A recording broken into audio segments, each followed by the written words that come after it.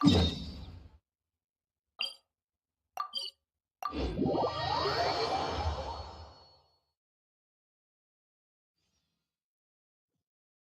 been to so many places lately.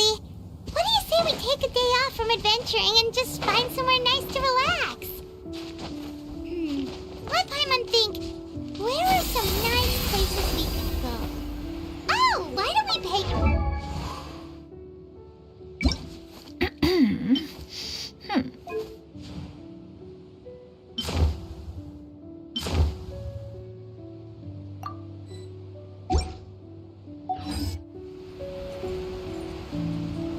It's been a while since we last saw that illuminated bird. She's always the one popping up out of nowhere and scaring us half to death. So let's surprise her this time.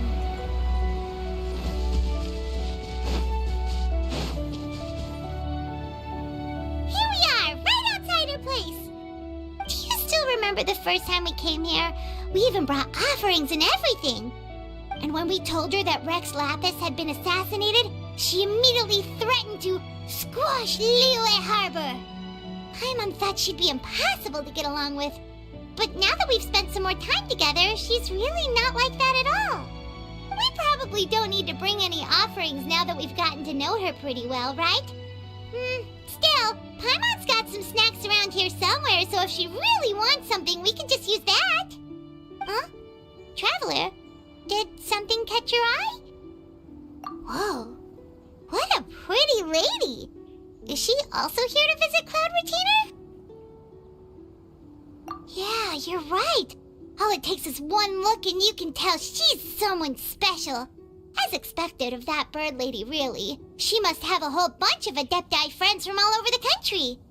Okay, but if we're both friends of Cloud Retainer, then we're basically friends by association, right? Want to go up to her and say hello? Helping you make more connections is a part of Paimon's job as your reliable guide. Paimon's got this.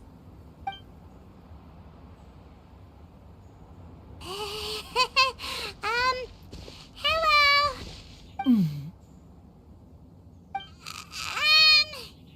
Paimon is Paimon, and this is the Traveler.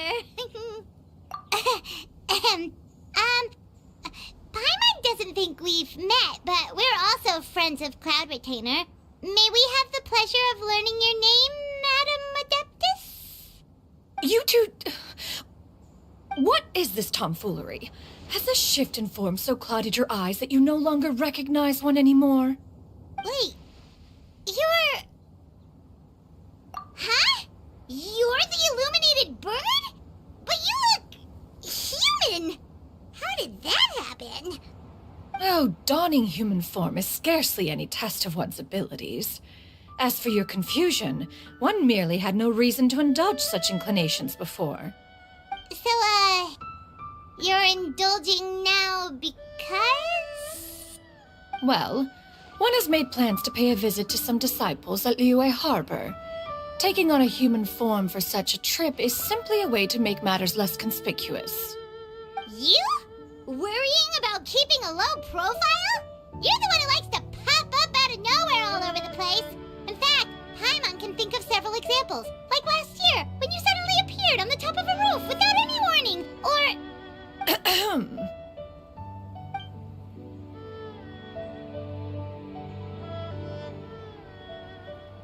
Hey, didn't we agree not to bring that up unless she asked? Oh? So you have taken care to follow the proper rules of etiquette after all. Most commendable.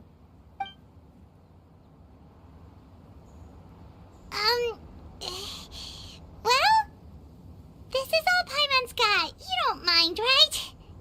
One has never found oneself lacking in basic comforts. On the contrary, it is the gesture that one values above all else. So long as you've shown proper respect and consideration, the quantity or quality of the gift is but a trivial matter. That kinda makes Paimon feel a little guilty for trying to keep them for herself. Anyway, where were we before you reminded Paimon about the gifts? Ah, right. So by disciples, you must mean Ganyu and Shenhe. It's also been a while since we last saw them. Maybe we can come too. One planned to extend the invitation even if you had not raised the matter yourself. Xianyun and Ganyu should be quite pleased to see you again. However, one would first inquire as to the reason behind your visit here. You have cause to seek one's company? Yeah, we just found ourselves missing you and wanted to see how you were doing. We were hoping you'd tell us one of your stories. Who knew we'd run into your human form while we were at it? Is that so? If there are no urgent matters at hand, then let us make haste for Liyue Harbor. Ganyu is likely still working at Yuehai Pavilion, so that shall be our first stop. Sounds great! Then let's all go to Liyue Harbor!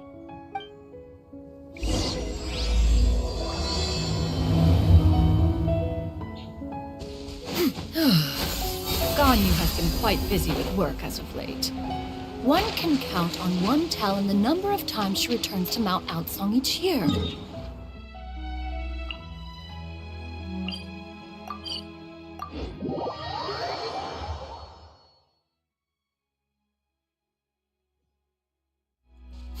Shanoha has also secured employment recently.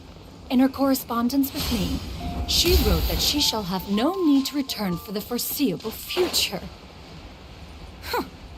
Did they think one was so easily mollified? One shall investigate every...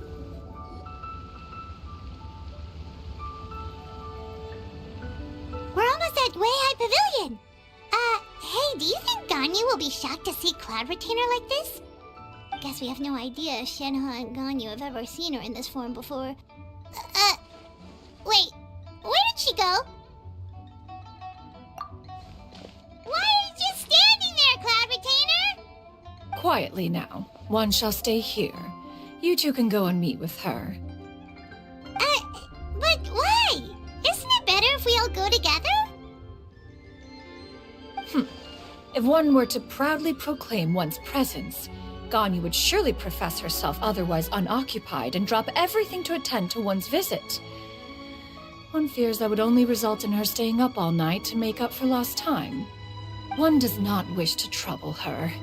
Conversing vicariously via you two shall suffice. Do remember to inquire as to her recent well-being. Again, do not mention one's presence here. Fair enough. Makes sense. Alright then, we'll just pass on your regards and... Cloud Retainer? Ugh. Oh, busted. Is that lady someone you know, Miss Ganyu? She is indeed. I'm sorry, Huixin, but could we delay the upcoming meeting for a little bit? I believe my schedule today is quite full. Although, perhaps I could move some work to later in the evening. Oh, not to worry, Miss Ganyu. I'll make the necessary arrangements right away. Thank you, Huixin.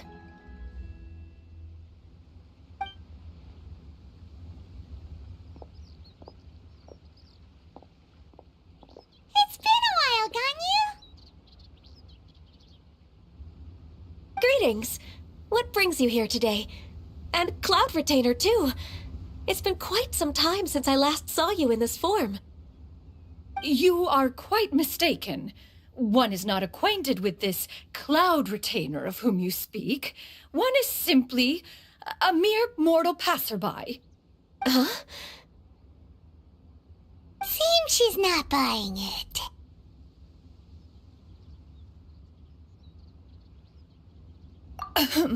That was but a simple test. One did not expect you to be able to recognize one so easily, especially after so many years of only seeing one's other form.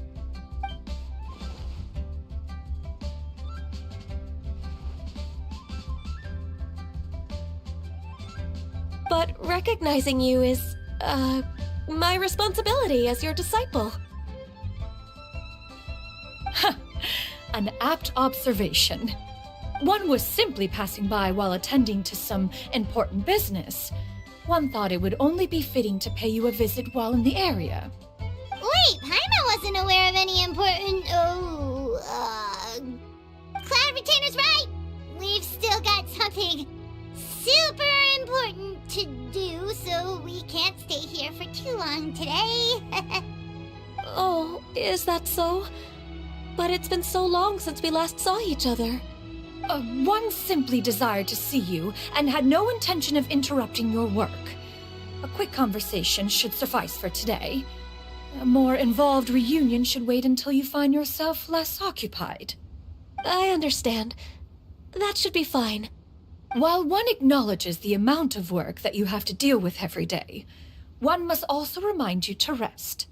Though Adepti blood flows through your veins, excessive exhaustion will still cause grave harm to your body. It still makes one nostalgic to see you as you are now, respected and independent. When you were young, you oft begged one to cuddle you to sleep when you suffered from nightmares. Cloud Retainer! Stop! If you insist. We are running short on time regardless, so one will refrain from going into each and every story. Why don't you continue your conversation? One shall simply stand by and listen. Wow, you've been to so many new places since the last time we spoke. If you ever need anything, please just come find me at Uehai Pavilion. Also, forgive me for my presumptuousness, Cloud Retainer, but if you plan to continue appearing in this form, don't you think it'd be helpful to adopt a human name? A human name? Huh. You raise a valid point. Considering the sheer extent of one's renown, Cloud Retainer is surely too recognizable as a name. You really think so?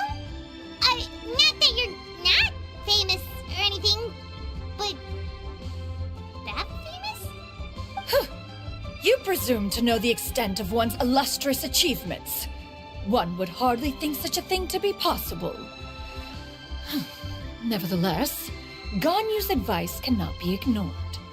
From this point on, when in public occasions, be sure to refer to one as Xianyun. Xianyun?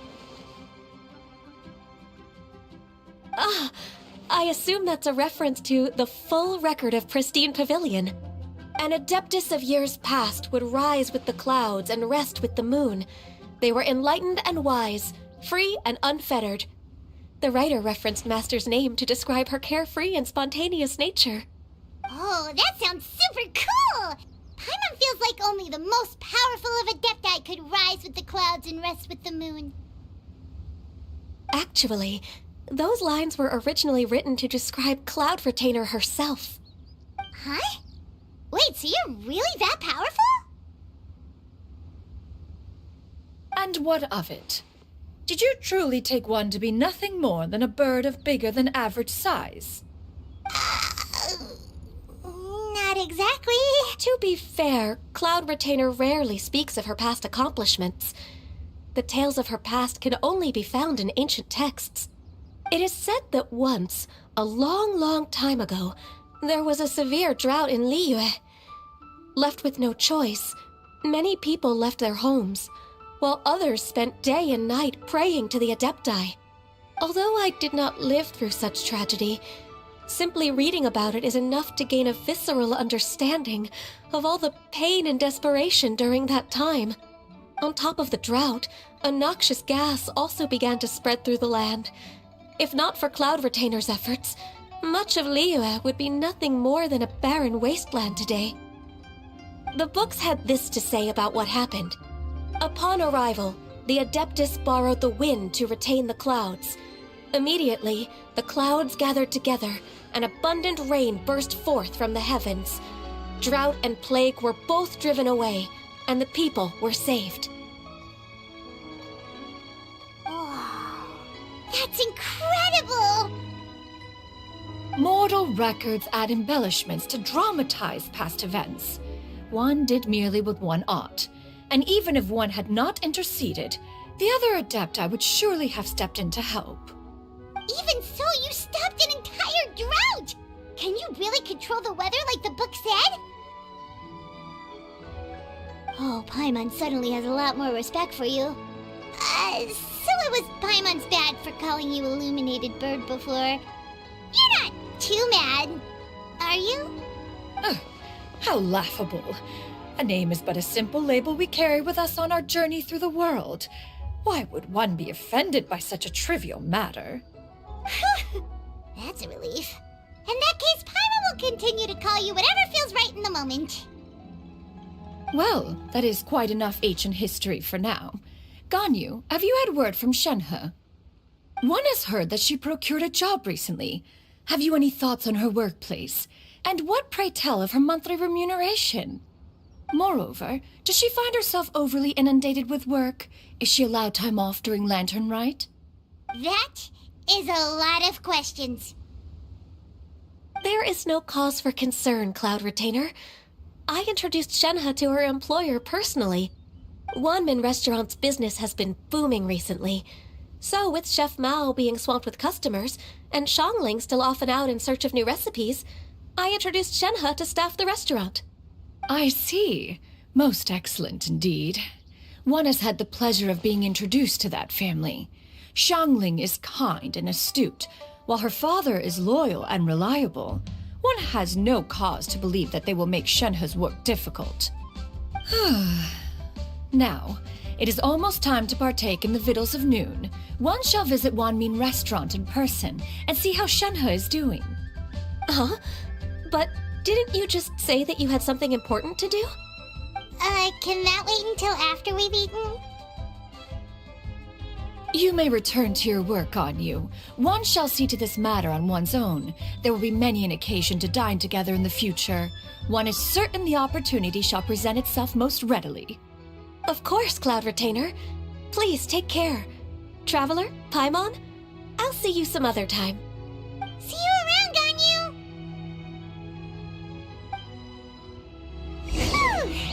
Paimon was pretty quick on the uptake there, don't you think? As soon as you mentioned important business to attend to, Paimon realized that you were just looking to cut the conversation short.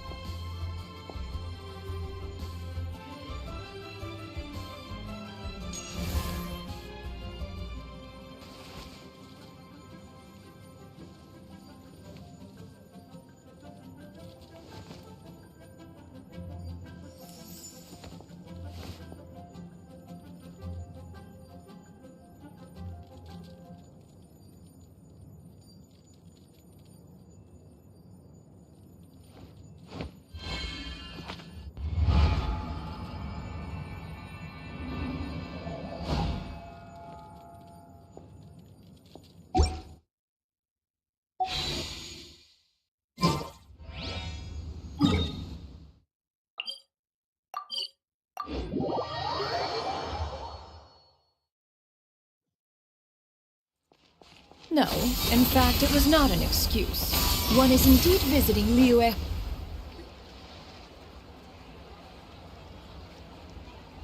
You get what I'm saying, right? Yeah, how can I not? Not even fine food is enough to distract from the presence of a fine lady, eh? Oh, I'm far more interested in getting her details than ordering any dishes. Hey, how about you ask her? You do it. No. I think you should. Wait, she's coming. What can I get for you today? Greetings, miss. I was just wondering if you'd be willing to... What would you like to order?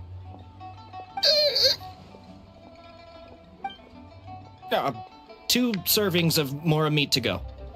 Oh, good chat. Bye.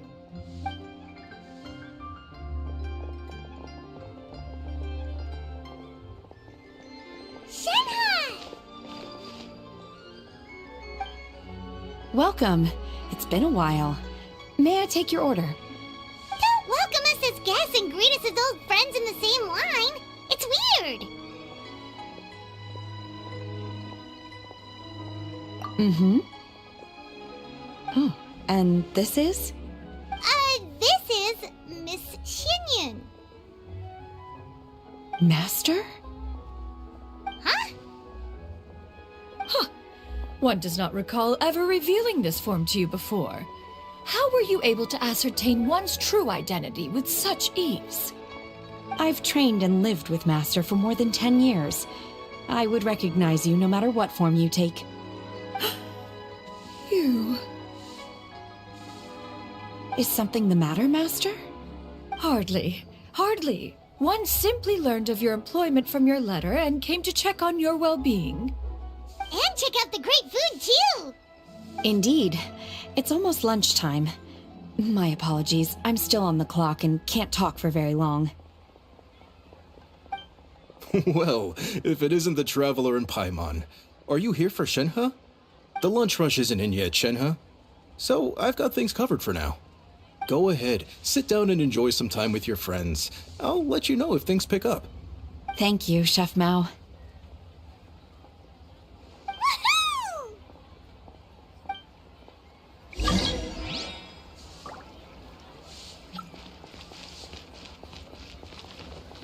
Yeah! Scatter! Skyward! Yeah.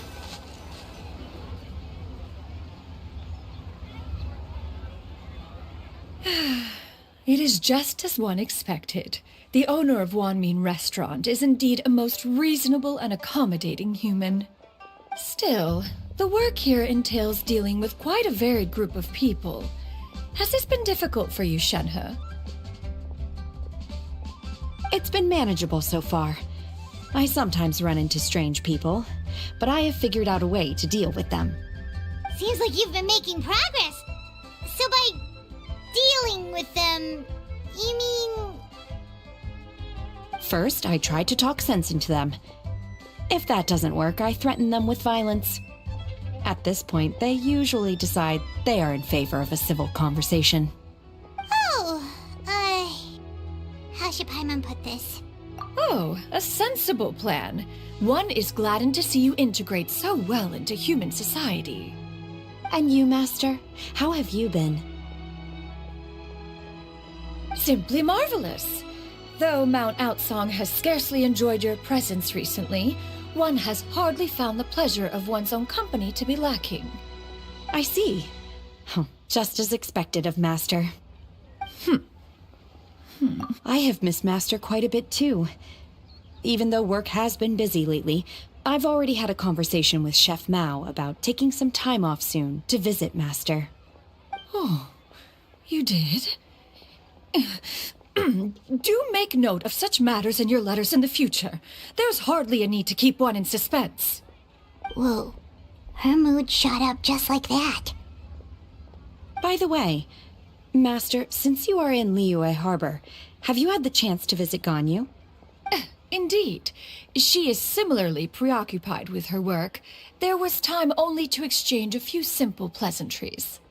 Ganyu told us the story of Cloud Retainer's name. It was amazing. We never knew how powerful she was before.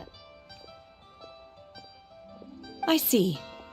In that case, allow me to also share a story about Master's past. Oh? Is that a problem, Master? I believe this to be a good topic of conversation. No, not a problem. One was simply caught off guard. But no matter, please, proceed. One is most curious to see how much of one's own conversational prowess you possess. Master once participated in a race against Mooncarver. After Mooncarver lost, he insisted that Master's ability to fly gave her a natural edge in such a contest. In response, Master agreed to forego flying in return for being able to use one of her devices in the race. Mooncarver accepted, only to find Master with a brand new device on the day of the contest. Huh, what kind of device was it?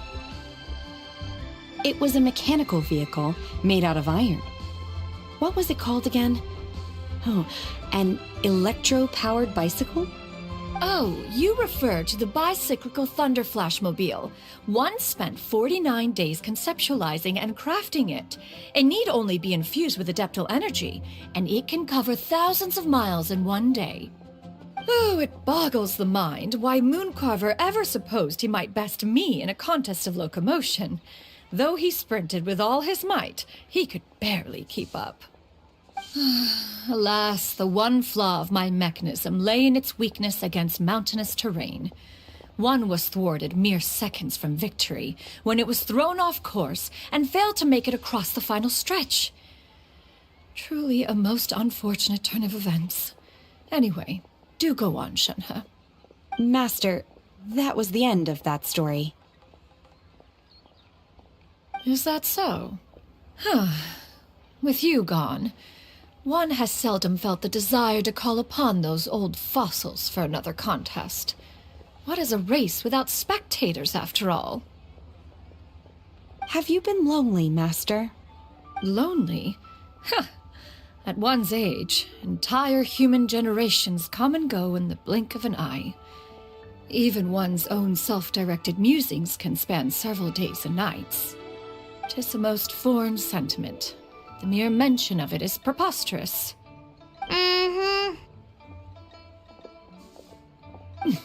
What is the reason for that look upon your face? It's nothing. It's just... Well, Paimon gained a lot of respect for you after listening to that story of you summoning the rain and everything. But all it took was a few words out of your mouth and it's like you're back to being that illuminated bird again. Paimon's just a little bit confused. Which one of the two is the real Cloud Retainer? To me, they are both, Master. One is the Master that's widely revered by the people, while the other is the Master that I respect and adore. Huh.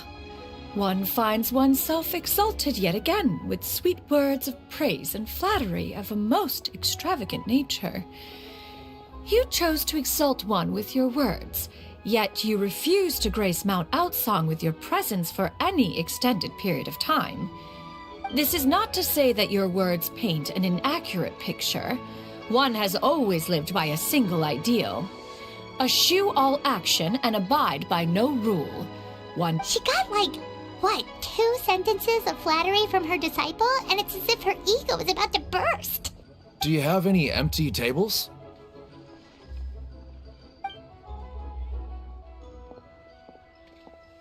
Hey there, could we get another fish stew?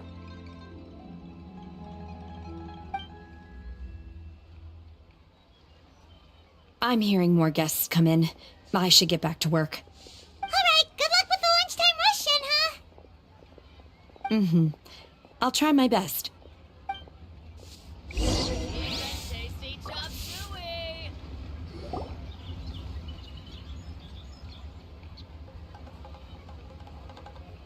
So much yummy food! Paimon's gonna feast!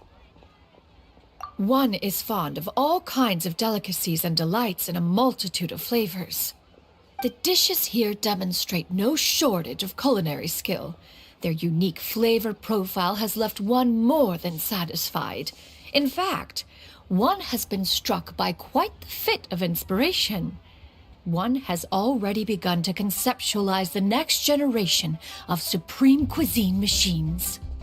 Everything's so tasty! too hot at times, but still super tasty. I'm sorry, miss, but our tables are full. Shall we try somewhere else, Granny? But it smells so delightful. Can we really not eat here?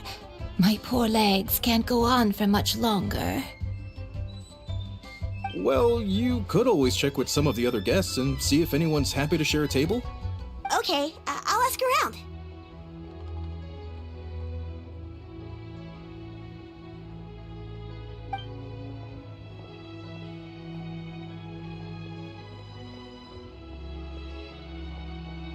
Excuse me.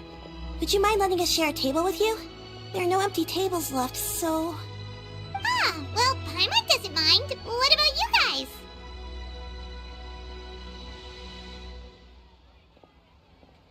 Great! Thanks so much. My name is Xianyun, and this is my granny, Yuendai. Granny? Yep. Is there something wrong with that? No, Paimon's just a bit surprised. She looks so young. Yeah. A lot of people compliment Granny on her youthful looks, but she's actually much older than she appears.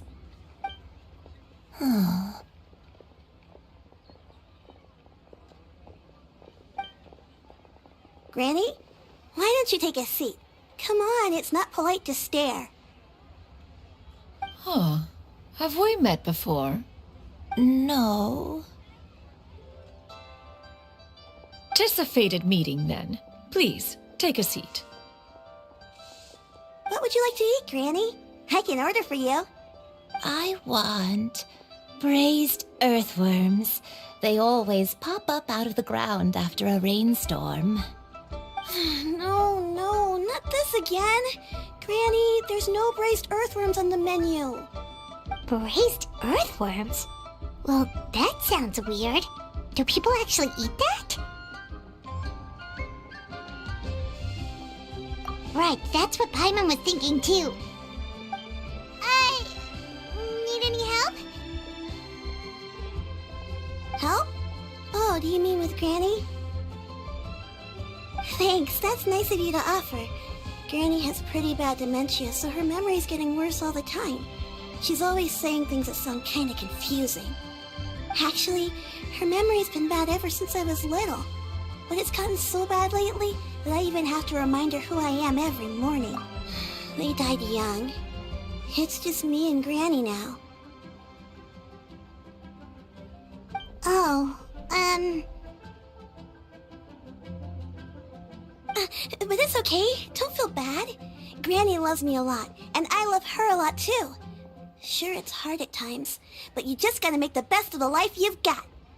Wow, you're really tough for your age, kid. You're too kind. And me? Oh, what about me? You're tough too, Granny. Plus, you're really gentle, and you're always there for me. Yes, and it's hardly as if I forget everything. I still remember the important things. Wait, what was that really important thing again? Ah, I remember now. It was a dream. I had a dream where everything was dark. Someone was standing in front of me. She told me to come and find her, and that once I'd found her, I would be free. Huh? That sounds super important. But how come you've never told me about it before? It was just a dream, so I forgot about it. But I'm in a good mood now, and somehow I remembered it again. You know, I believe I've had this dream a great many times. But just how many times have I had it? Now that I do not remember. Wait, so you have a reoccurring dream where someone's talking to you? That sounds spooky. Does that mean you're possessed?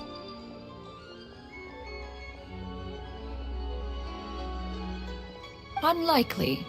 Her eyes are clear and her breathing remains calm and level. One sees no signs of possession. Are you sure? Who do you take me for? Is one not an adept? Am I not an expert? Huh, you're right. Paimon almost forgot you're the expert. In that case, do you still remember what the person in your dreams looked like, Granny? Not anymore.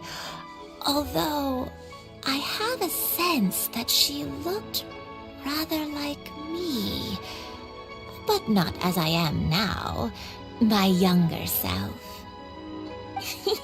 A younger version of Granny? This is just getting weirder and weirder. What is going on here? As one said, fate must have brought us together. You may leave the situation to me. Are you sure? So, what are your names? Paimon's Paimon. Just Xianyun is fine. Thank you all so much for offering to help. But first, I'm sorry for asking, but, how do you want us to pay you back? Oh, we don't need any payment for this. Thank you so much. You're welcome. But Miss Xianyun, what exactly can we do to help out this granny? All we have to go off is that dream. Where do we start? That is elementary. Since her dreams portray her younger self, then we shall retrace the steps of her youth. Once we have revisited those places, her memories will likely return. Sounds like a plan. So, Granny, do you remember which places you went to when you were young? Why, of course I do. The heavens above, the earth below, the wispy clouds, and the emerald mountain streams. Okay, taking that as a no. I might have an idea. Once, when I was really little, my dad told me that Granny used to be a martial artist heroine who saved loads of people from a disaster.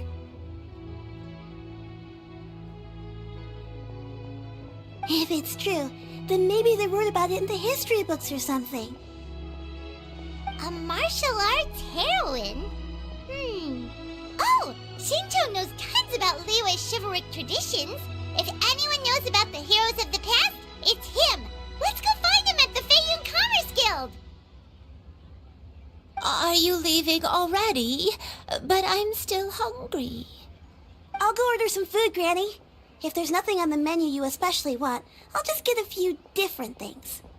It seems we must part ways for now. The Traveler and Paimon are bound for the Feiyun Commerce Guild, while Yuendai and Shuyu shall remain here and partake of their lunch. As for myself, I have matters to discuss with Streetward Rambler. Streetward Rambler? Oh, you mean Madame Ping! Precisely. Let us meet at Yujing Terrace once you are ready.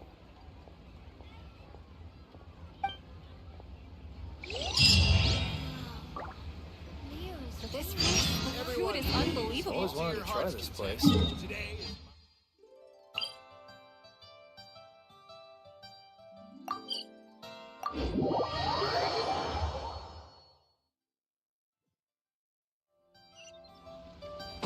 Yeah! Scatter!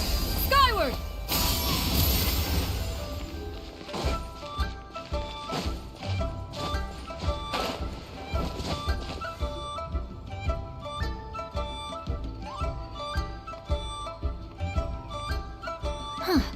It's you two. What brings you here? Shincho! Great, we found you! We wanted to ask you about something.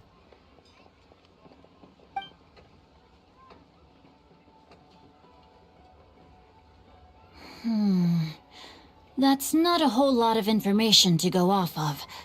I don't know if I can say for sure.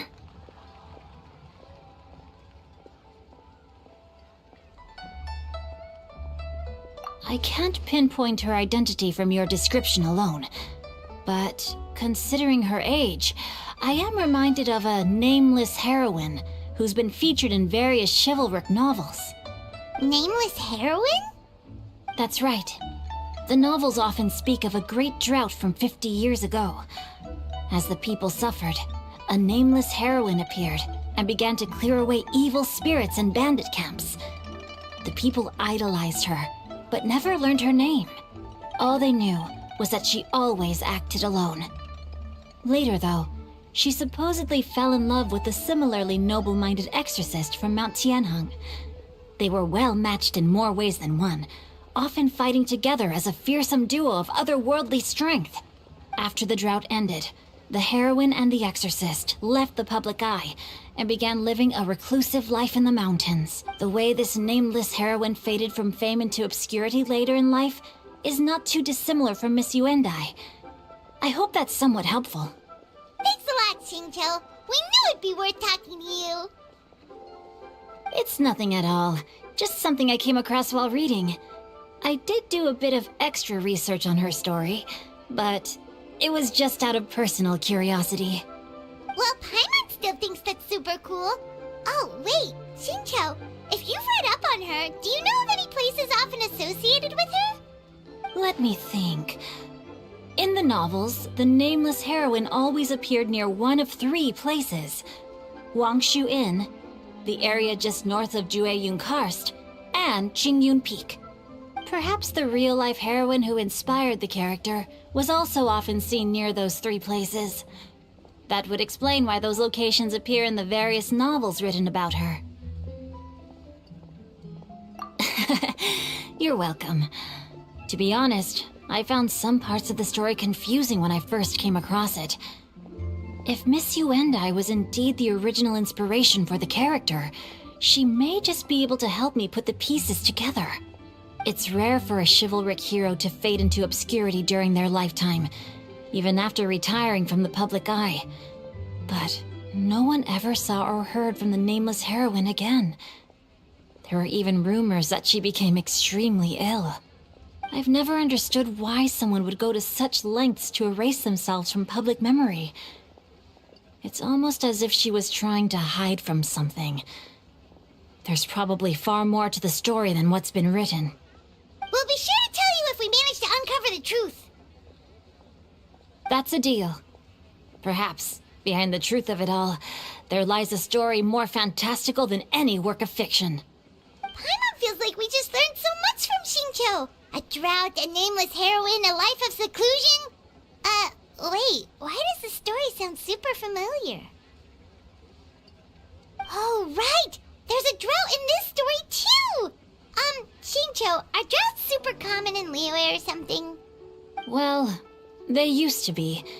But people have long since developed methods to prevent them, like by cultivating the soil or digging canals. So while droughts do happen from time to time, they are rarely regarded as true disasters. The drought 50 years ago is probably one of the worst we've had in the last several centuries. The crops withered, the streams ran dry, and the monsters in the mountains became rabid and agitated. Countless caravans were attacked, and people who lost their homes came together to form bandit groups. What started as a natural disaster soon became a human tragedy as well. That sounds awful. Yeah, and that's exactly why the nameless heroine was so beloved. She must have been someone of true integrity to do so much for the people while asking nothing in return. Still, as terrible as that drought was, it was nothing compared to the truly calamitous disasters that befell this land in ancient times. They say that back in those days, disasters were both more severe and more common. Only the strongest of Adepti could hope to dispel the ruin and devastation. Do you have any other questions? We're good for now. We're just going to head back and meet up with Miss Xianyun and the others again. Paimon hopes that Granny Yuendai will be able to remember more of her past. She used to be a great hero who saved many people. So sad that she can't recall any of it. Anyway, we'll be off now. See you some other time, Xingqiu. Thank you so much for your help. It's no problem at all. Safe travels.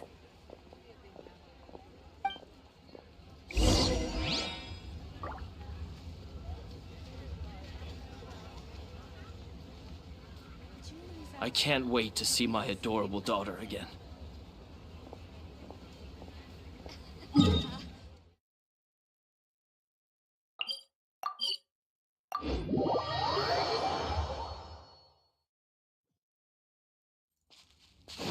Skyward!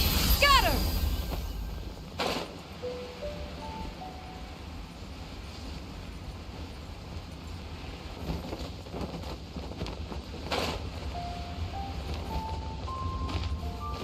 Skyward! Scatter!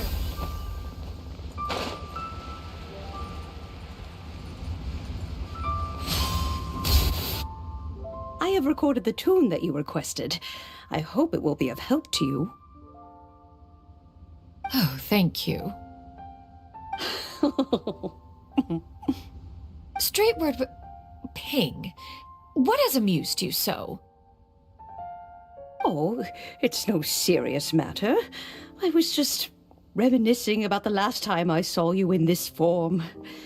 Time has wrought such change in this world, and yet you appear just the same as ever. Time has little bearing on one's existence, nor has one keenly felt its effects whilst dwelling at Mount Outsong. Nevertheless, Ping, one would like to seek your counsel on a personal matter.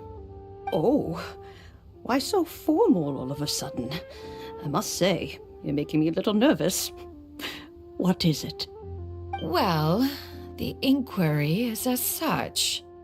Approximately how much more would one need to afford a comfortable life in the harbor, not unlike the one that you yourself lead? It does not require as much as you may think. Still, do you mean that... Cloud Retainer, Madam Ping! What are you two talking about? Nothing save for some trivial matters. Have you unearthed any useful details? Shinjo has a theory, but let's save it for when Chuyu and Miss Yundai have joined up with us again.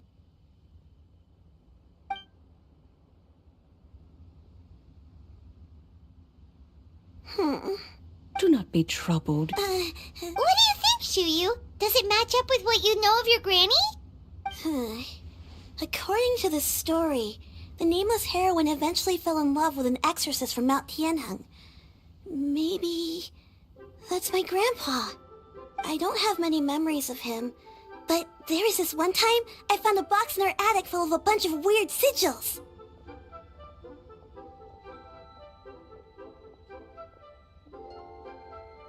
I think so too.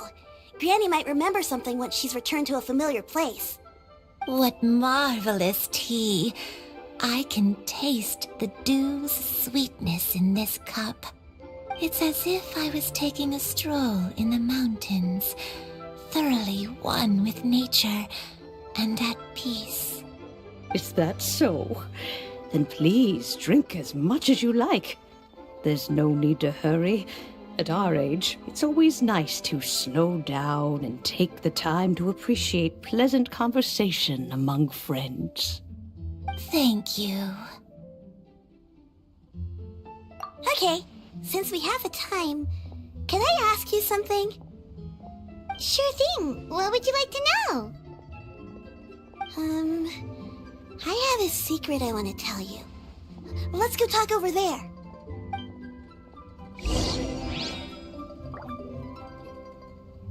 Yeah! Scatter! Skyward!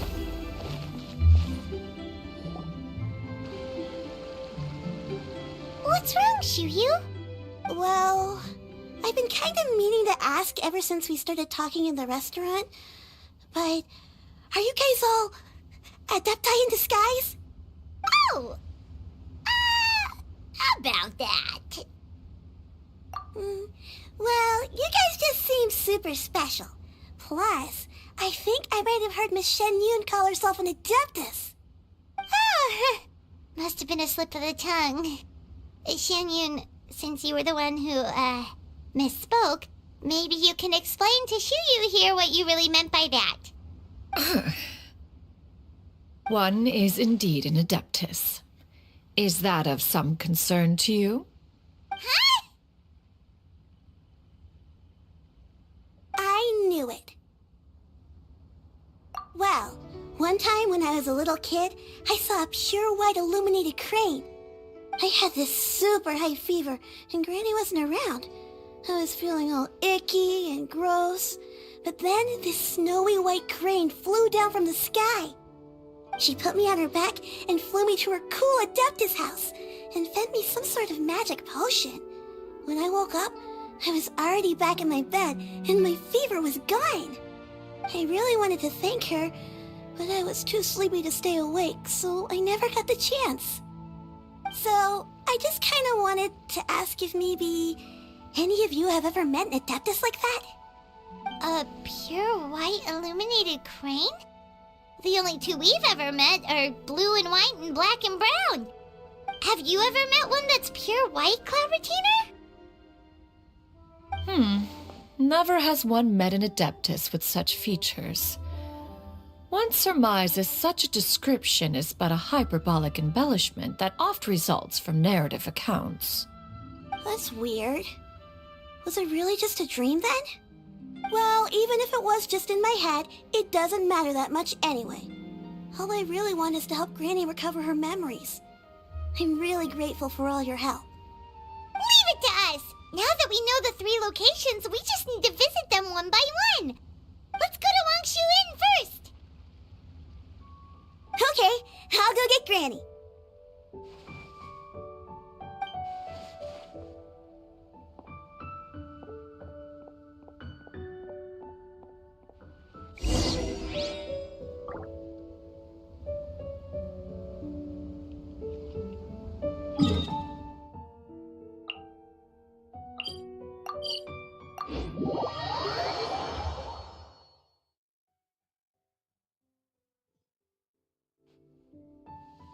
Wangshu Inn. Do you remember this place, Granny? Yes. The fish here is very delicious, and if you look out into the distance, you can always spot a bird that's been left behind by its flock. I believe I used to have a room here. It had a window. Yes, I spent a lot of time looking out that window. Which room was it again? Let me look. I'll come with.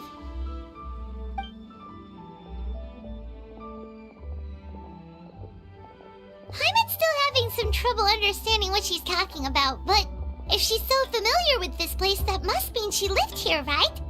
Wait, huh? Whoa! Shao! What are you doing here all of a sudden? You scared the living daylights out of Paimon! I sensed a non-human presence and decided to come take a look. If you're here, then there's likely no trouble afoot. I suppose there's no cause for concern. It's been a while, Cloud Retainer. I see you have returned to your previous form. I have indeed. I fought alongside her in this form on many occasions during the Archon War. Oh, wow! What was she like during the war? Oh, wait, let Paimon take a guess. Was it anything like this? Behold, the glory of one's newest invention, the Bang Bang continuous fire mechanism. Hands up and surrender, or be prepared to face the full might of the Adepti. An impressive imitation. Paimon knows her all too well. Even so, Cloud Retainer was not always as ostentatious as you describe. You may be unaware, but her talent with Adepti sigils is just as formidable as her skill in mechanics. The Archon War reached its peak after Guizhong's death. The Cloud Retainer who fought beside me in those devastating battles was taciturn and solemn, only speaking when she had to activate her sigils. A Cloud Retainer who barely talks? Paimon can't picture it. But what happened after that? If you were so powerful in your human form, why did you decide to take up your bird form again? Once one had bid farewell to the world of mortals, what use would one still have for such a shape? When dwelling between mountain and forest, a waving of choices. After the war, Cloud Retainer retired to Mount Outsong, only revealing herself to the occasional visitor, and always in her avian form. Although I do believe there was an occasion some 30-odd years ago when she decided to don her human form. I believe it was for the purpose of... One believes there is little need to relive bygone matters. Granny, are you okay? Back then, at this place, Perhaps this conversation should end here. I shall take my leave now. Should you encounter any trouble, you need only call my name. However, given that you are traveling with Cloud Retainer, I trust you are in good hands. Everyone! I think Granny is finally beginning to remember her past. Slowly now, calm your mind and recount what has been recalled. a long time ago, I stayed here to recuperate from my illness. Huh. So what Shinto said was true! You did fall ill! Was that why you went into hiding? I don't remember. I'm very sorry, but I can't even remember the name of my illness. The only thing I can remember is that it took a great toll on me, and there was no cure for it. I was confined to my room in Wangshu Inn, where I spent many days unconscious. I'd come to every once in a while and stare at the migrating birds outside the window. It was a solemn sight. I remember crying, but I'm not even sure I knew why. One day, I met a traveling merchant. Upon hearing of my illness, he sold me a bottle of soul-revitalizing tea pills. He told me that the pills were concocted using Adepti blood and could be used to alleviate my symptoms. Sure enough, I made a full recovery. My illness remained dormant for several decades after that. Wait, but if your illness remained dormant for several decades, are you saying that what you're going through now is just a relapse of what happened all those years ago? And it was all thanks to the pills that you managed to keep the symptoms in check? Paimon's brain kinda hurts. Do you remember anything else? I'm sorry, I don't. Oh, if only I wasn't so useless. Hey, you're not useless. You've done so much for me. Watched me grow up. Raised me. How could you say that about yourself? Oh, fret not, dear child. Granny was just a bit frustrated. That's all. The recovery of a person's memories is a gradual process. Finding pieces of one's past is always superior to not finding anything at all. Let us make haste to the next location. Next location. Oh, what? There isn't really a landmark there, so where should we start? Oh, Paimon's got it. Let's check out the houses in the area first. After all, if she was there for any length of time, then she would have stayed somewhere, right? Oh, Paimon's really got her thinking cap on today. At this rate, we'll recover all of Granny Wendai's memories in no time.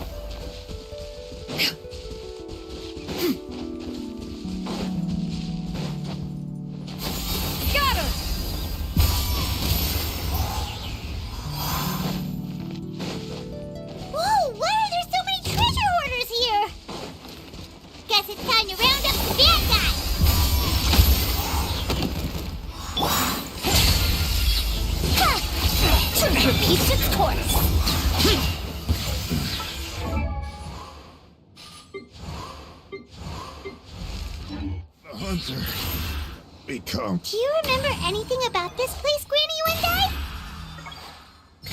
Let me think. I feel like I've been here before, but I don't think I stayed here too long. I might have just rested here briefly before continuing on my way. Got it. That's okay. There are still plenty of other places we can check. Wait a second. If I remember correctly, I believe I brought... Ah, yes. I brought some sweet snacks with me. Go on, take some. You need to eat a lot if you want to grow big and strong. Oh, thank you! Then Paimon will help herself.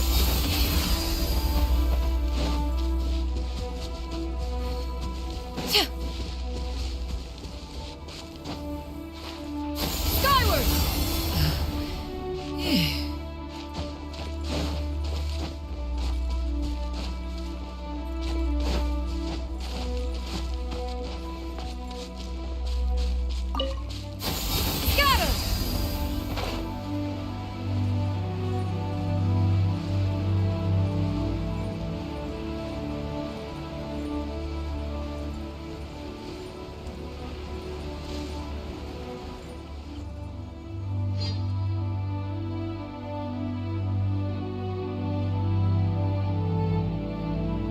Paimon sees an abandoned house. Why don't we take a break over there?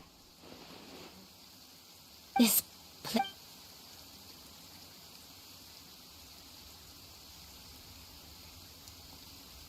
Did you remember something, Granny? I remember. Shuyu, this is where your father was born. It was a moonless night. I had been injured, so your grandpa was supporting me. We fled together with some being in the fog behind us in hot pursuit. I had exhausted my strength when the labor pains came on, so we took refuge in this house. Your grandpa set up a barrier outside, but neither of us knew if it could hold the monsters back. I remember that night. I remember falling to my knees, reciting a prayer over and over. I alone am the source of this sin.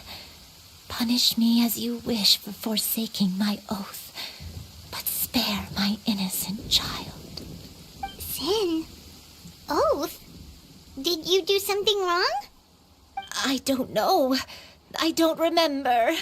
I only remember praying in the darkness with all my strength until the sun finally rose again and the fog cleared out. Eventually, the house was filled with the sound of my baby's first cries. That baby was your father. I remember I clutched him tight to my chest and wept tears of joy. It was the first time I'd ever felt such happiness in my life. My dad? He was my pride and joy, and so are you, Shuyu. You're so much like him, and I love you both so much. But you're always going to be different from me. Why? Just what did I do? I don't care what you might have done, Granny. You'll always be the person I love more than anything. You're too sweet, Shuyu. I'm lucky to have you with me. If not for you, I would not have had the courage to come here, to try to remember what I had forgotten. All right, let's not stand around any longer. There's one place left, yes? Let's go take a look. If one recalls correctly, the next place should be Xianyun Peak. You and I, how fares your health? I may be a bit slow, but I'll do my best to keep up. I'm sorry to keep everyone waiting. Climb on, I shall carry you to the top. Oh, such lightness of weight. All those who grow old grow frail in the end.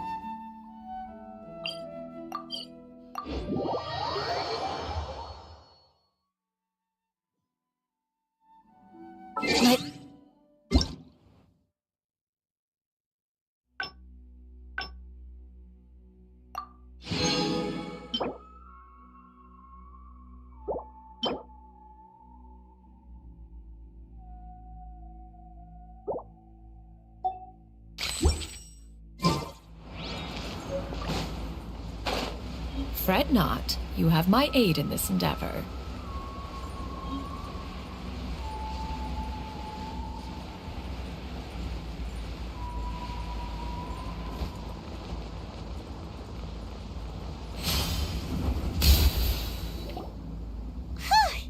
We're finally here.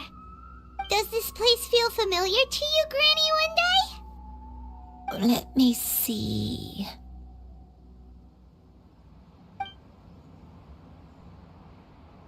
How strange. Have I lived here before?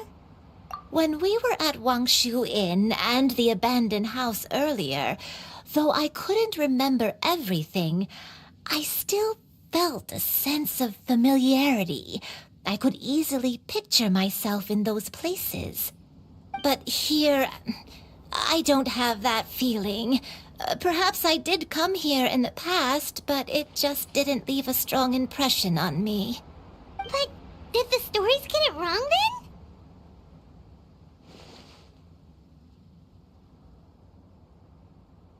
Yeah, that's true. But they're also the only thing we have to go off of. Paimon was hoping this place would jog Granny Uendai's memory just like the others. I'm sorry to disappoint you too. It's all right. We're not going to give up yet. We'll figure something else out. Just you wait. Thank you. If only I could remember. Huh? That way. What's that mountain? Oh, let Paimon look! Huh? Isn't that Mount Outsong? Looks like we've come full circle. Mount Outsong. Mount Outsong. Granny, are you okay? Don't push yourself, Granny.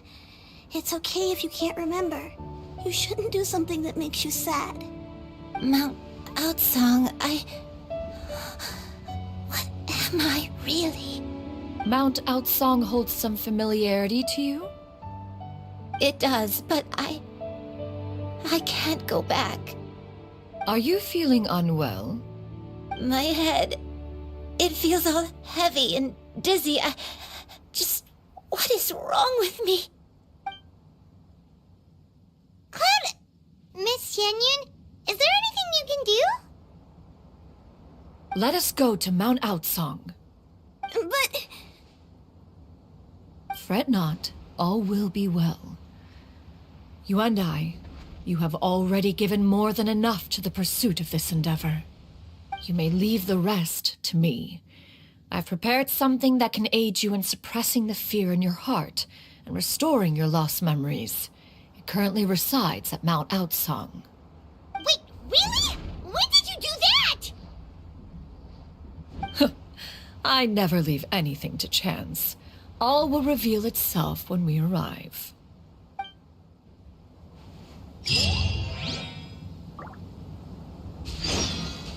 Yeah! Skyward!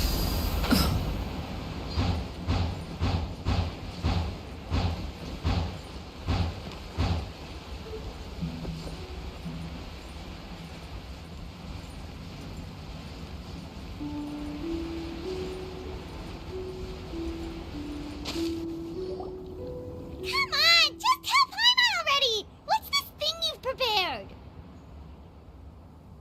Here, this is it. Huh? But isn't this the mechanism that you were tinkering with when we first got here? Oh, is it another invention of yours? Precisely. A recent one at that. I am most pleased with the result. I call it the Suspensus Somnium mechanism. It periodically releases a soft breeze, which when paired with a gentle adeptal tune, can help the listener subconsciously relax and even enter a semi-hypnotic state. Soothing agitation and anxiety, relieving exhaustion and insomnia, its potential uses are numerous indeed. And of course, it can also aid in the recovery of lost memories. Whoa, what a cool gadget! But if you had it all along, why did you keep it to yourself until just now?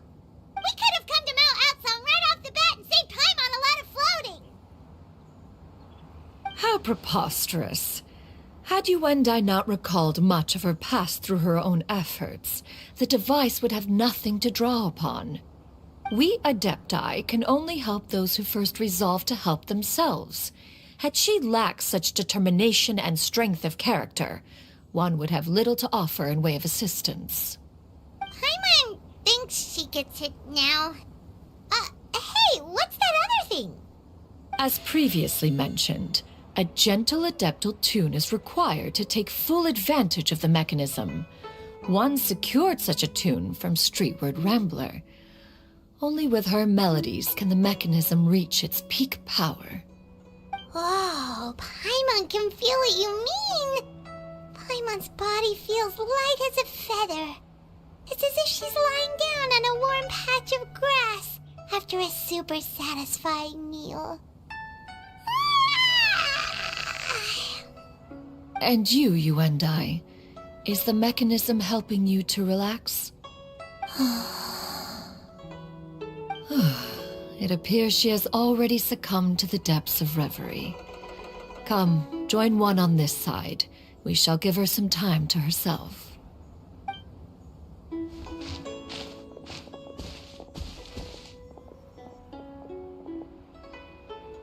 The drought is over. But why do you look like you want to cry? The potion. It's nearly run its course. I've never regretted meeting you. Not even for a second. Please. Please, no.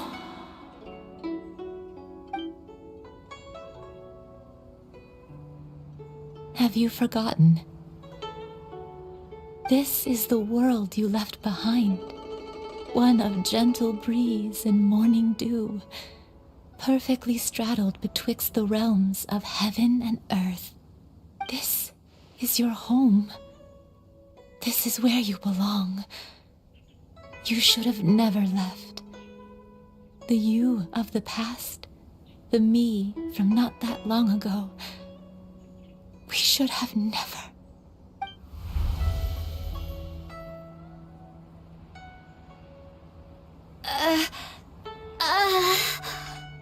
So that is the truth.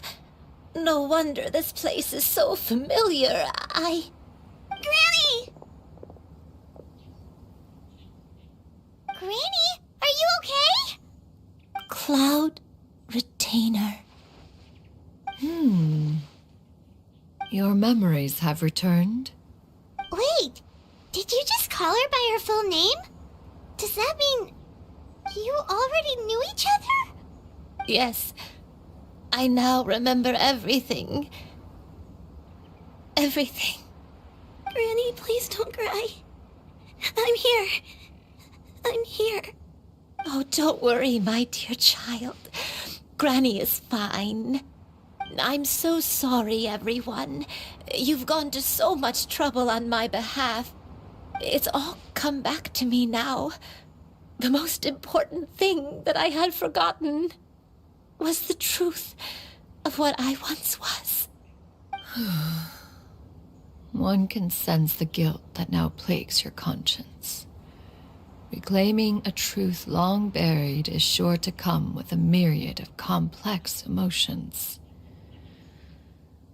Perhaps one should recount the story on your behalf while you compose yourself.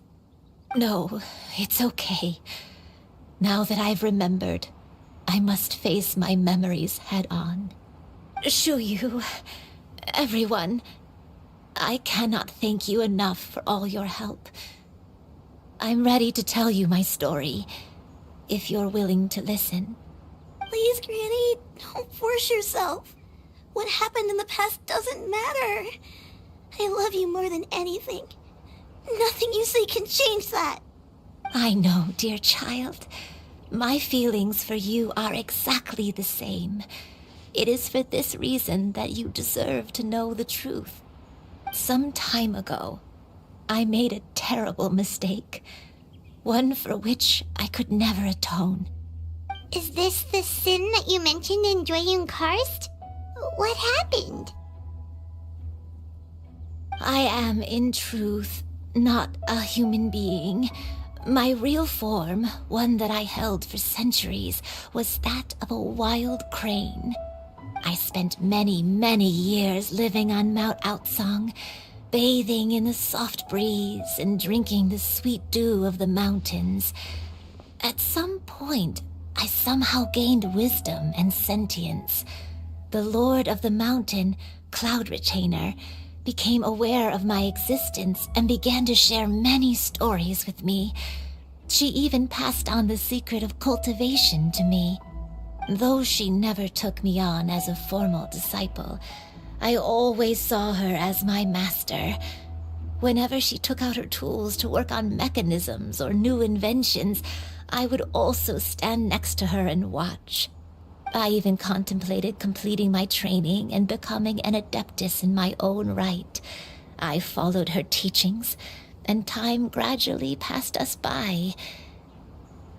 Until that fateful day 50 years ago.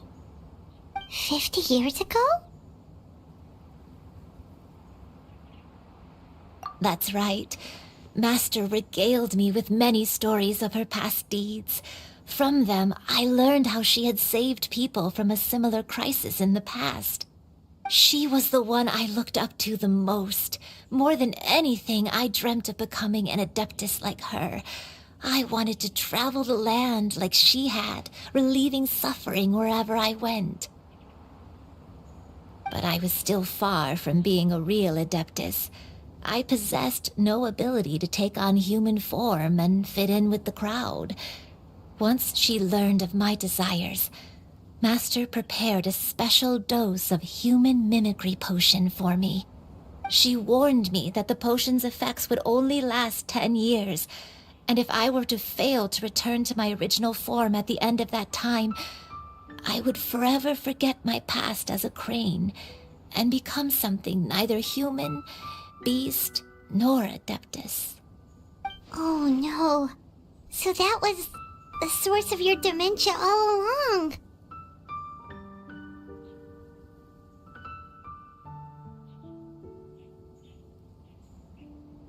Was it because of Grandpa? Indeed, I fell in love.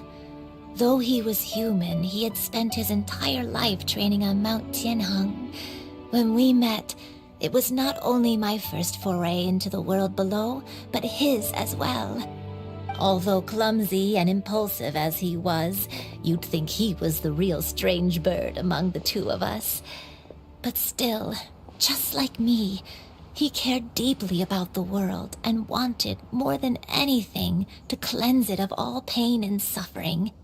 I could not help but fall for him. But my time continued to tick away. Those 10 years passed by in a flash.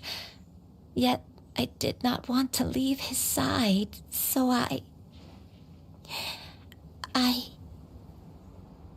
Oh no, what happened next? I committed an offense.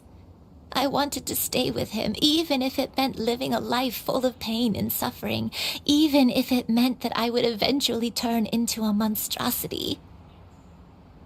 I knew I had betrayed Master's hopes, but I was too ashamed to face her. So I wrote her a long letter instead and asked someone to leave it outside her abode. I was convinced that she would not support my decision, and I lacked the courage to speak to her face to face. In my shame, I fled and tried to hide from the world, such that no one would be able to find me again. But that was only the beginning of my troubles. I began to suffer from a strange illness. My memories became hazy and confused, and I could no longer keep myself awake. I understood that my pain was caused by my refusal to return to the life I was fated to lead. Along with my memories as a crane, I soon forgot the true cause of my suffering as well.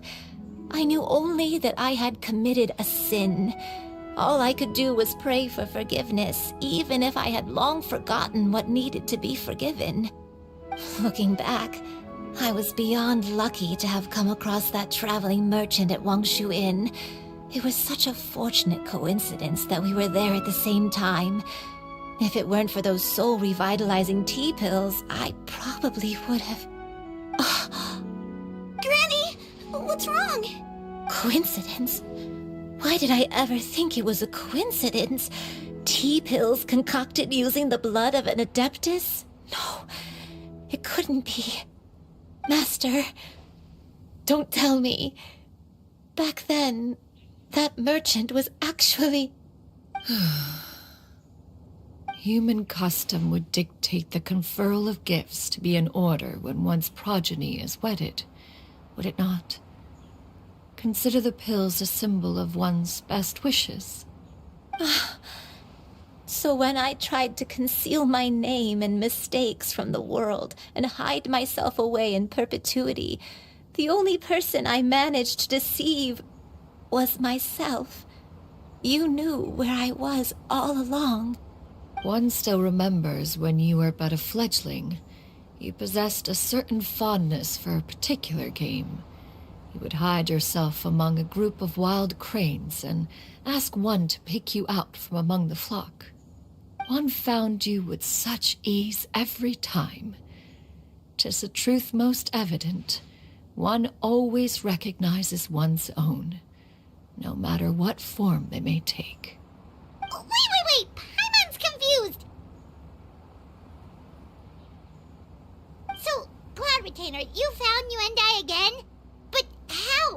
When? And what happened after that? Perhaps it is now time for one to recount the rest of the tale.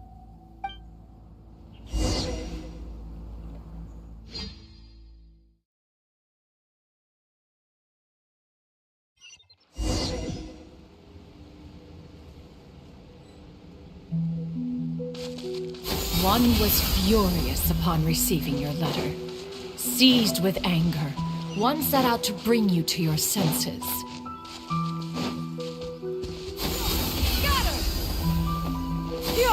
Scatter! Skyward!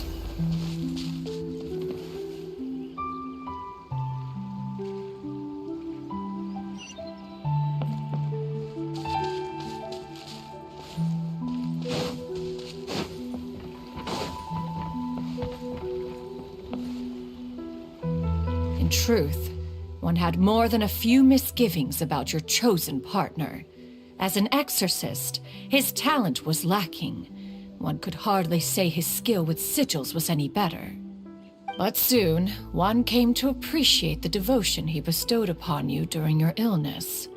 He never uttered a complaint and rarely left your side. Unwilling to begrudge someone of such character, one decided to overlook his aforementioned deficiencies, glaring though they may have been. Wishing to grant you a life without regrets, one gathered many divine ingredients and used one's own blood to create a form of medicine. Though imperfect, it managed to suppress the more dire effects of your illness. As for how to deliver the medicine, after much contemplation, one eventually decided to perform the deed oneself. One took great care to alter one's features and select the appropriate attire. Only after meticulous scrutiny did one finally set out for Wangshu Inn. As one expected, you were most ignorant of one's true identity. You showed not even the slightest inkling of recognition. One was quite torn. Should one have celebrated the success of one's disguise, or mourn the loss of your acquaintance?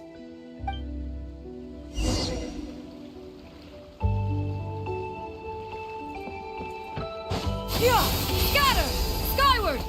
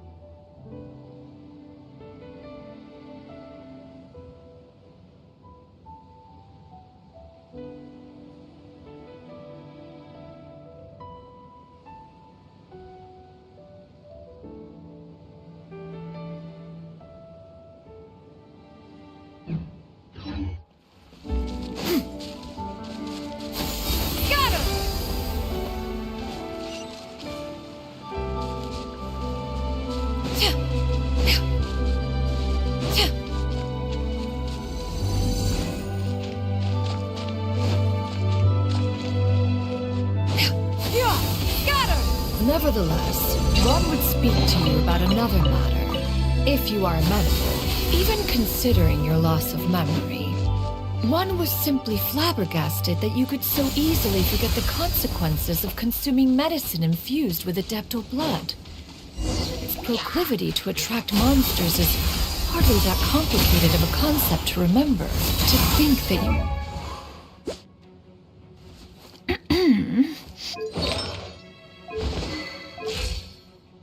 tried to travel while weak from sickness and heavy with child.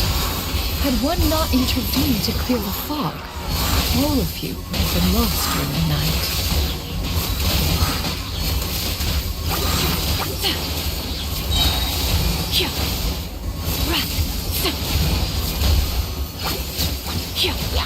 Seize the skies! Scatter! Skyward!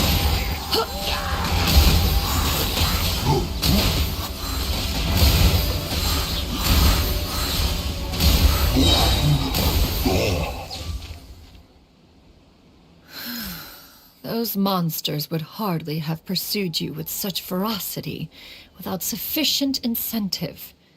They were likely incited by the presence of godly remains. Said godly remains, in turn, were likely drawn to the trace of one scent on your body. One was, after all, an active participant in the Archon War. Some of the gods were likely shattered by contraptions of one's very making. In the end, one was relieved to see you endure through the night. At the break of dawn, one heard an infant's cry pierce through the air, and one saw you carefully cradle the child to your chest. To see you happy, that was more than enough.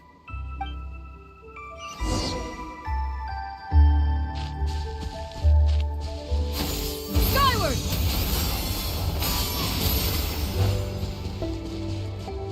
Now you should have a complete understanding of the events. Wait! But if that's true, then the crane who took care of me when I was sick must also be... Ah, one had almost neglected to recount the absurdities of that tale.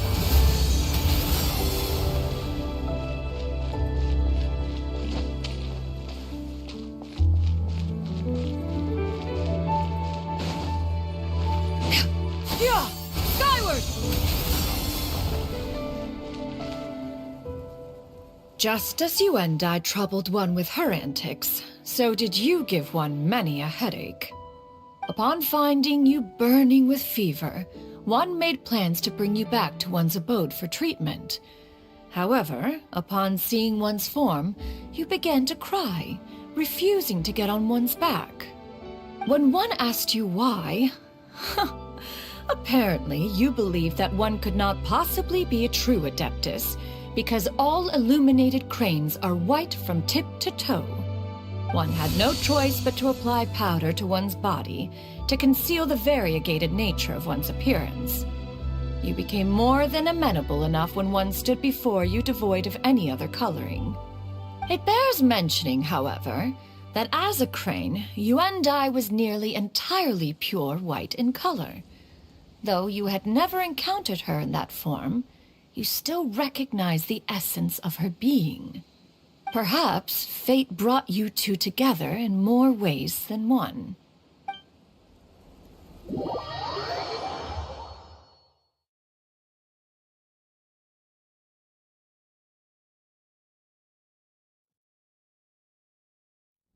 Now all has been revealed. One owes you an apology, you and I. One recognized you upon your very entrance into Wanmin restaurant.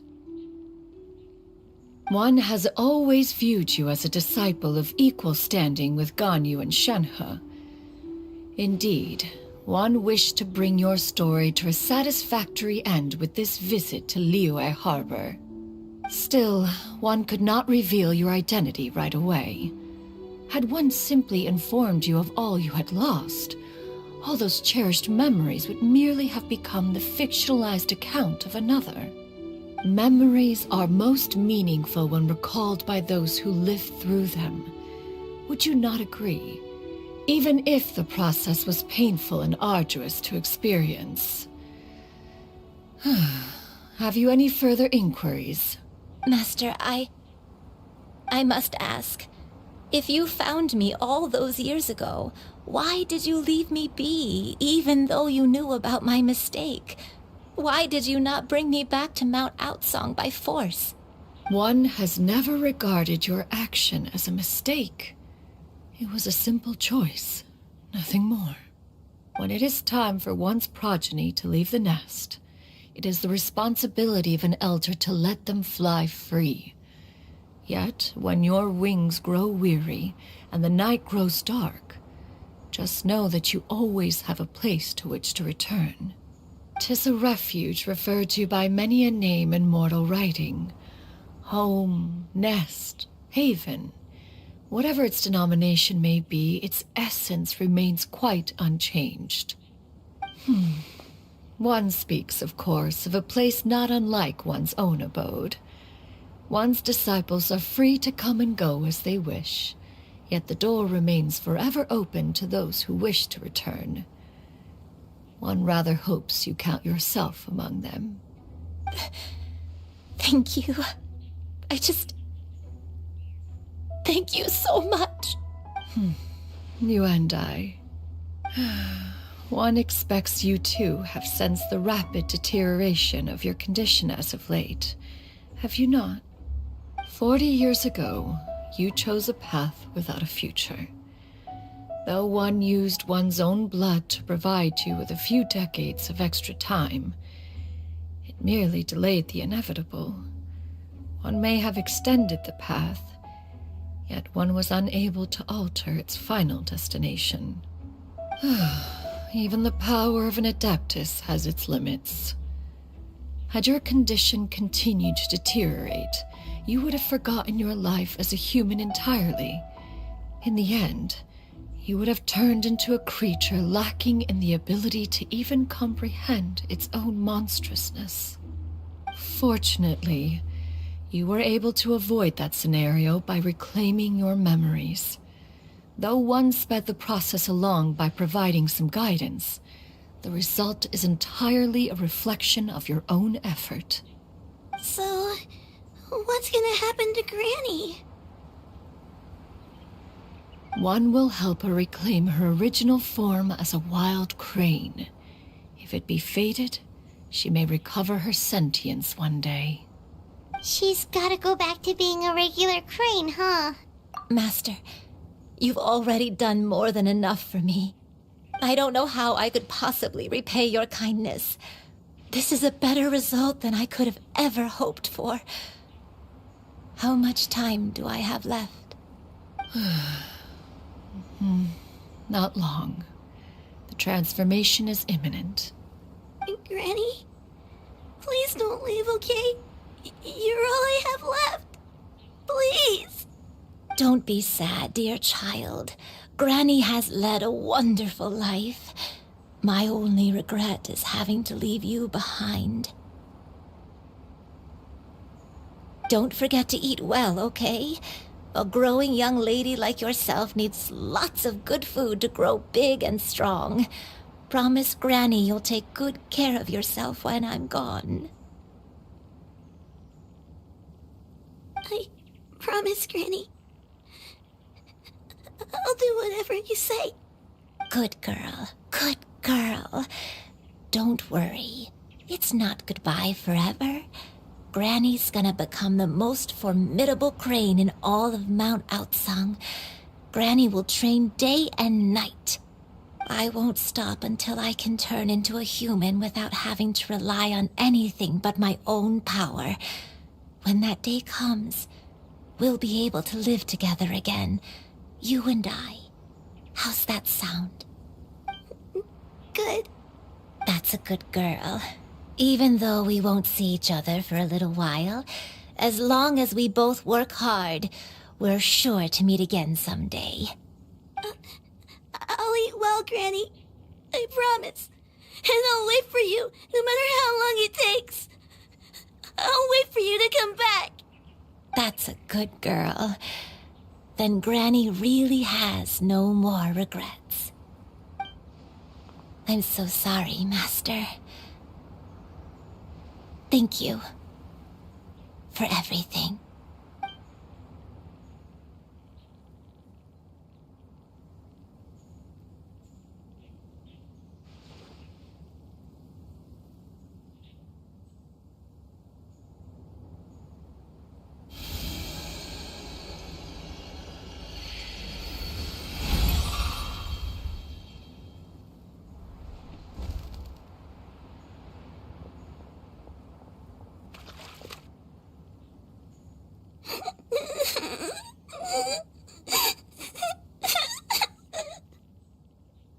Xianyun. Let her be.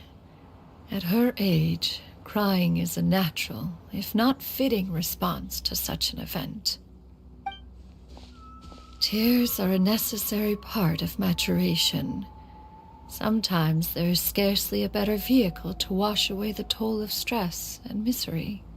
Now that the issue has been resolved, you should also take a moment to relax. Give yourself some time to rest.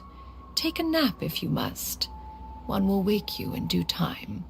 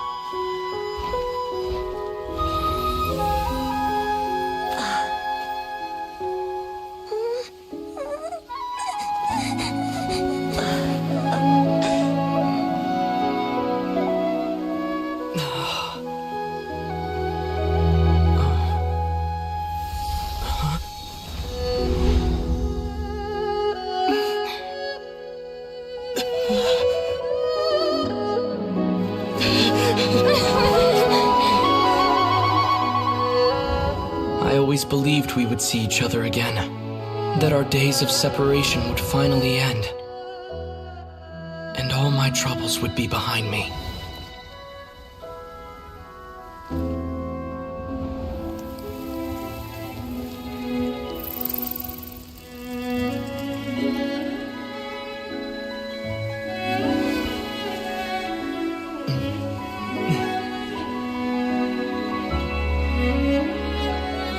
If only things could stay this way forever.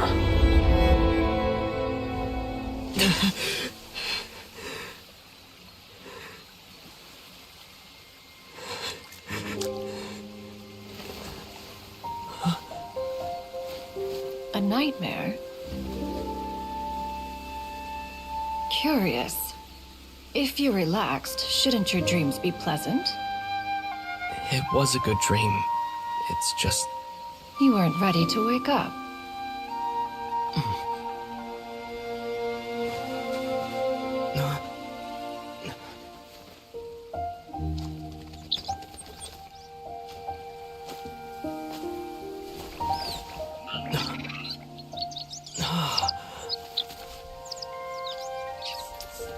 Eloquent as one may be, words of comfort are not one's strong suit. You are doing all you can. One can see your strength of will, your fearlessness in the face of danger. And so, whatever your dream may be, one believes that you shall achieve it. Of course, whenever the perils you face overwhelm you, or you become weary, one is always here for you. After all, as an elder, it is only right to look out for the young ones.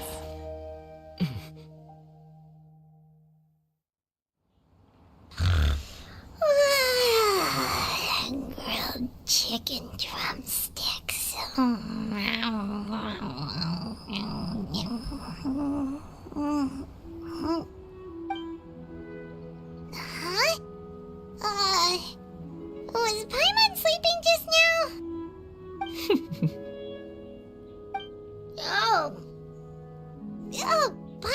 to talking to you. Paimon had a dream about eating grilled chicken drumsticks, that's all. Madam Adeptus? Oh, Xianyun, you're awake. How do you feel? I feel a little better. Thanks. I know I'll see Granny again someday, so I don't feel so sad anymore. Madam Adeptus, could I ask you something? Would you take me in as a disciple? Oh, and have you reasons for this sudden interest? I know Granny thought what she did back then was wrong. She felt really bad about it. But without that mistake, I would have never been born. Even though Granny lost her memories, she never forgot to show me how much she loved me. So, I thought maybe one day I could become a cool Adeptus like you and help a whole bunch of people, just like Granny wanted to do. Upon some reflection, one supposes you are no mere mortal. The fact that Yuendai's blood flows through your veins is proof enough of that. If this is what you desire, one shall make it so. Thank you so much, Madam Adeptus. No, I mean, Master. Xianyun, are you sure about this? Paimon's gonna let you in on a little secret. We've seen Cloud Retainer's 2 other disciples, and they pretty much eat nothing but bitter herbs like Xianyun and violet grass.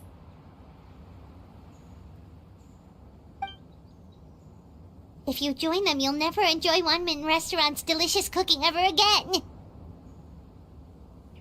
How utterly preposterous. One has never enforced such a rule. Every individual must find their own path to enlightenment. So long as one retains a pureness of spirit, one's dietary proclivities are quite irrelevant.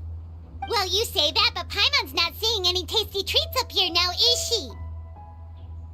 Although Mount Outsong is rich in natural beauty, its location does preclude access to certain finer mortal comforts. That is precisely why one plans to relocate to Liyue Harbor. Shu Yu shall have the honor of becoming one's first disciple in the human world. Whoa, you're leaving Mount Outsong? One has never concerned oneself with the location of one's residence. From the very beginning, one has sought only solace and peace. Yet in the end, all of one's disciples ended up in Liyue Harbor. Ganyu, Shenhe, Yuandai, they all chose a life among the mortal world. One has reflected on this fact for many years now. One can only assume that it is due to some failing on one's part as an elder or master. A failing, perhaps, of recognizing what it was they truly wanted. One is most curious as to what aspect of Liyue Harbor could have enticed them to remain there. One could hardly offer an opinion on the matter, but perhaps some time in the harbor will prove instructive. Why are you all so silent? Paimon is, just a bit shocked, that's all. So, does this mean we can grab a meal together in Liyue Harbor sometime? One has precious little time to squander. However, if one finds oneself otherwise unoccupied, one would not be opposed to the idea. One will be assuming the identity of a human while residing in Liyue Harbor. You should take care to avoid disclosing one's true identity. Don't worry, we'll help you keep it a secret. So, when can we expect to start seeing you in the city? Perhaps in 2 days' time.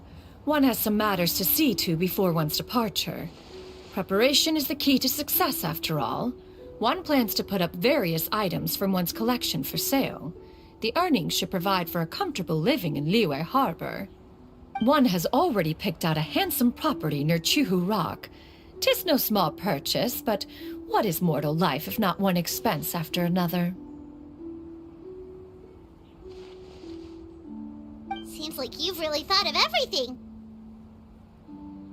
Then how about we up in Liyue Harbor in 2 days. A sensible plan. See you then. Oh, also, why don't you take this suspense insomnia mechanism as a souvenir? Anytime you should feel ill at ease in the future, you may try quieting your mind and sitting in meditation as you listen to its melodies. It might help you find a new perspective. Awesome! Thanks, Cloud Retainer! Hey, didn't we promise Shincho that we'd tell him what we found out? Should we make a trip to the Xianyun Commerce Guild? It's totally up to you.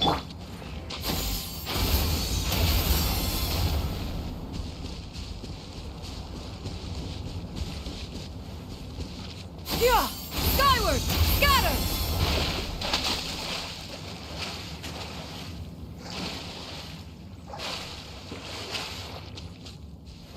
Yeah!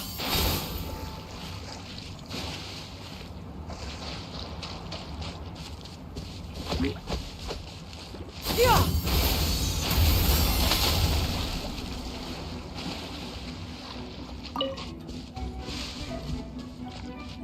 Yeah! Skyward! Scatter!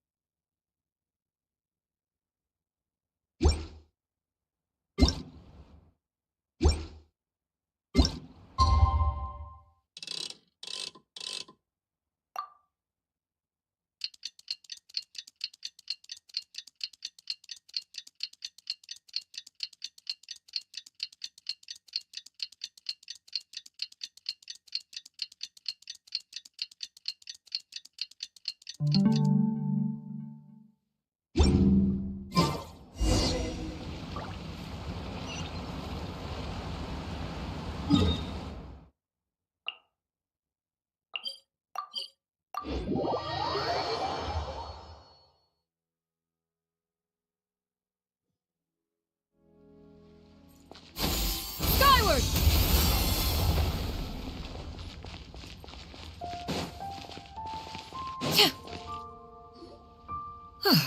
Your concerns are excessive and unfounded. This is but a simple collection of ordinary valuables. Such intense scrutiny is hardly necessary.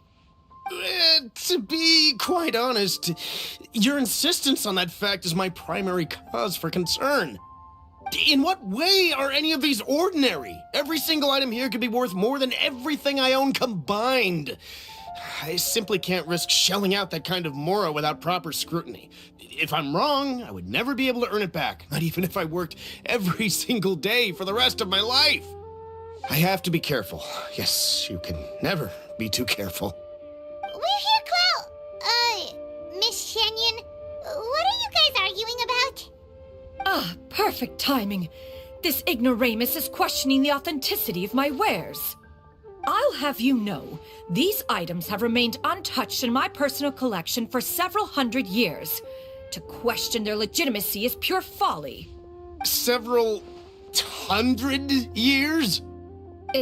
Indeed. They're family heirlooms, you see, passed down over many generations, as families are wont to do. Yep, they've definitely been around a while. We can vouch for her on that one. Hear that? Had I not found myself in need of Mora, I would scarcely have had the heart to part with them. Indeed, you should consider it an honor to even have the opportunity to behold them with your own eyes. Doubt their authenticity any further, and I may just decide to take them to another buyer. Whoa! Please don't go! I apologize for any insult, miss. You see, I know full well that I lack the knowledge to judge the true worth of these items. If you could wait but a moment, I've hired an expert to appraise them for me. He should be here shortly. An expert, you say? Very well. I will wait for a little while longer, then. Traveler, Paimon, this is my new residence. If you have cause to seek my company in the future, this is where you can find me. Master! Oh, it's you two again. Hello. Xianyun! You got a new outfit! It looks great on you. Mm-hmm. Master made it for me. I like it too. Huh? You know how to make clothes? Do I know how to make clothes? With the support of the proper mechanism, sewing is hardly a challenge. Master, I brought in most of my stuff. There's a few boxes left, but they're kind of heavy, so I just left them outside. Fret not. I shall help you move them into your room. Actually, I should probably sort through my stuff a bit first. Everything's kind of messy right now, so maybe you could, not look yet, Master? Yeah, that'd be great. It appears my young apprentice has her own fair share of secrets. No matter. Do what you must, child. Now, this expert you mentioned, when can we expect their arrival? Soon. Ah, there he is! Here, allow me to make some introductions. This is Mr. Zhongli, a well-respected consultant at Wangshang Funeral Parlor and an expert in all manner of valuables and antiques.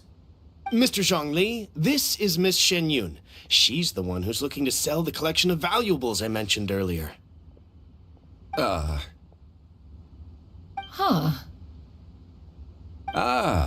If it isn't Miss Xianyun.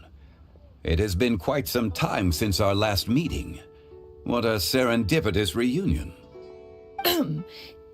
Indeed, most serendipitous. Have you been faring well as of late, Mr. Zhongli? Quite well, thank you.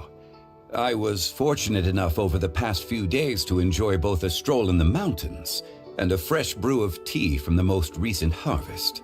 The experiences left me with such insight and peace. Huh. So you two are already acquainted? Indeed. How fortunate we are that fate has brought us together again.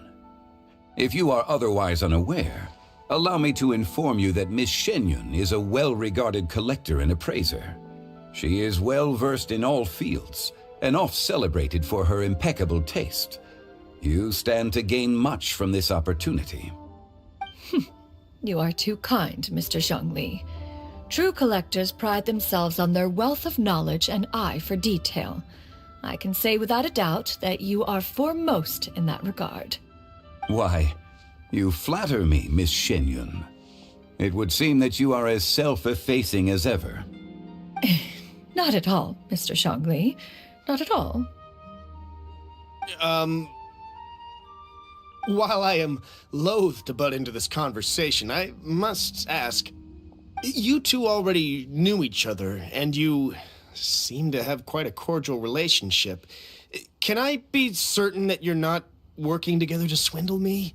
I mean, you never know. Huh! A preposterous accusation. The heavens themselves would collapse before we would conspire to do such a thing.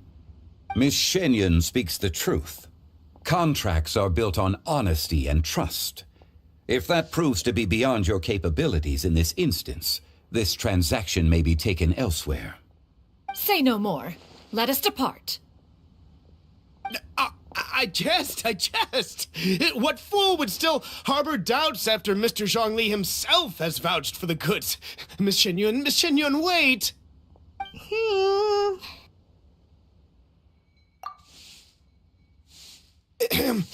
I deeply apologize for doubting you. So, Mr. Zhongli, could you please give me a final verdict on the value of these items? There is no cause for concern. They are indeed rare and precious valuables. Take this mechanism, for instance. Though one may not immediately perceive its purpose, its structure and appearance are exquisite enough to merit it a place in any fine home. The same can be said for this one here. Few could hope to possess an item that so perfectly blends mechanical wonder with geometric grace. I am sure you have heard from your travels that the study of mechanisms is among the most wondrous arts in this world. With that in mind, I earnestly recommend procuring every last item in this collection. All right. Since I hired you as my consultant, Mr. Zhongli, I shall, of course, trust your good opinion. Then, in that case, Miss Xianyun, I'll take the lot. However, since the final sum is quite large, how about we start with an initial deposit through the Northland Bank? The Northland Bank? Huh. Oh, you refer to the fiduciary house. Oh, very well. I fear people only use the term bank nowadays. In that case, I'll be off for now. I'll return to collect the goods once you've received the funds.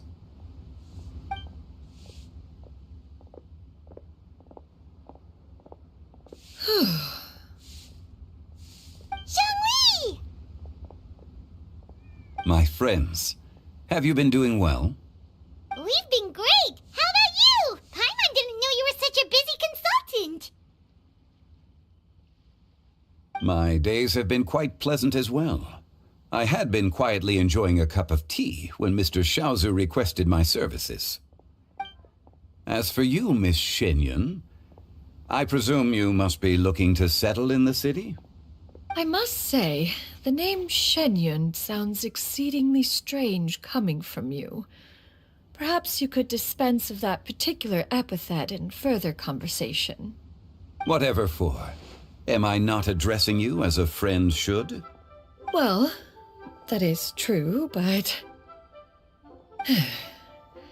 Alas, refer to me however you will. After all, a name exists such that others may address you with it. One is hardly ignorant of that fact. It would seem that you have gained many valuable insights over the years, Cloud Retainer. One has indeed. One's previous days were all brief. Now that one has made up one's mind to move and settle, one has gained a much better appreciation of the hubbub and commotion of the city, as well as the people's hard work and ardor.